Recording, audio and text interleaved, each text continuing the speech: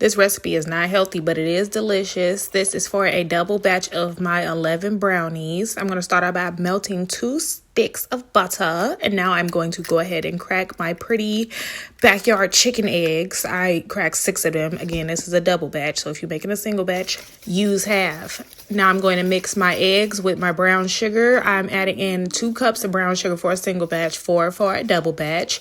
Mix that together until the mixture is thickened like so. Now I'll add in my melted butter that is cooled now and just continue to stir. Don't go adding no hot butter into no eggs unless you want some scrambled chocolate eggs, because that's exactly what you're going to get. Next is a cup of oil, or a half a cup if you're doing a single batch. Going to mix that together.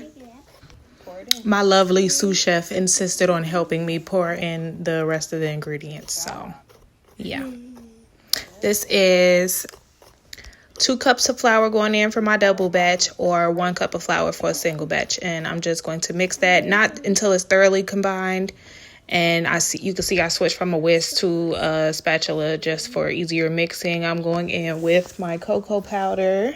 That's 3/4 cups of cocoa powder, a teaspoon or less of salt, and about a tablespoon of instant coffee, but I use the instant espresso, and I use my homemade vanilla bean bourbon paste. This is what it looks like mixed together, and now we're adding in our chocolate chips. Give it one last good stir until it actually looks like brownie batter consistency now. And now I am just going to pour this into my prepared pans. I'm using aluminum pans because I took this to church to share. But I still sprayed them down with, cooking spray so they don't stick.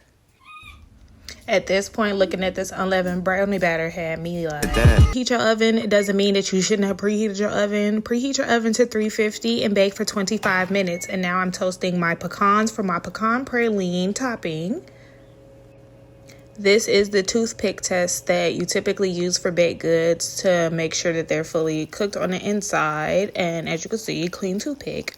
This video was filmed late night, and I got caught up in my late night jam session, so I forgot to show y'all the beginning of the pralines. So if you want a separate video on that, let me know.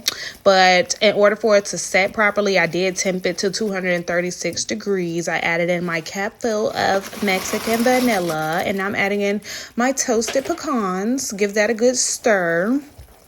I did add half and half because that's what I had on hand, and I usually would use heavy whipping cream so it could be a little bit thicker, but it still had perfectly fine. So it's all right. Use what you got. Now I'm pouring that on top of my brownies. So delicious. That's what it looked like when it was set, and this one was like cosmic brownie with chocolate and sprinkles. Yum. Bye.